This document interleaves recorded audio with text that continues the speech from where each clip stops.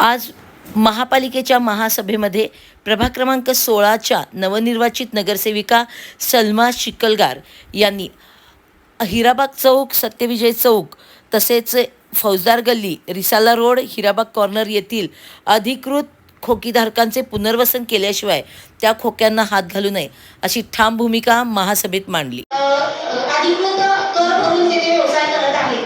तर गेले 1 वर्ष झाली मालमत्ता विभाग त्यांच्याकडून कोणत्याही प्रकारचे भाडे घेत नाही आहे. तर त्या ठिकाणी अतिक्रमण हटवायचे आहे असे दिसून येत आहे.